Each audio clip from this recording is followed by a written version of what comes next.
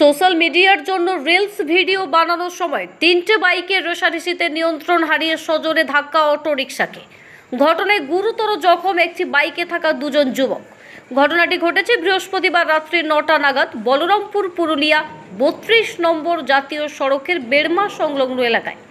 ঘটনাস্থল থেকে স্থানীয় লোকজন ও বলরামপুর থানার পুলিশ জখমদের উদ্ধার করে বলরামপুর ব্লকের বাঁশগড় হাসপাতালে নিয়ে আসে।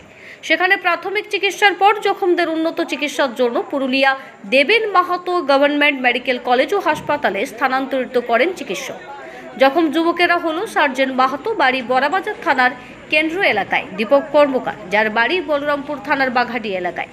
স্থানীয় সূত্রে জানা গেছে, পরপর 3টে বাইকে যুবকেরা ভিডিও শ্যুট করছিল। হঠাৎই দ্রুত গতিতে নিয়ন্ত্রণ হারিয়ে একটি অটো রিকশাকে ধাক্কা মারে তারা, যার ফলে এমন ঘটনা।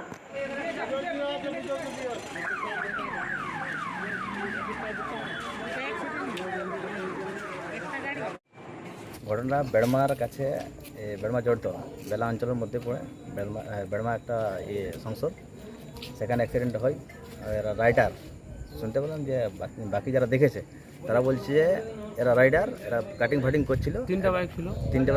3টে বাইকের মধ্যে একটা অটোকে এরা ডাইরেক্টলি মারার পরে পড়ে যায়। পড়ে যাওয়ার পরে আমার কাছে ফোন আসে। আমি ফোন করা মাত্র, আমার কাছে ফোন আসা মাত্র আমি থানাতে ফোন করি টেবিল অফিসারকে।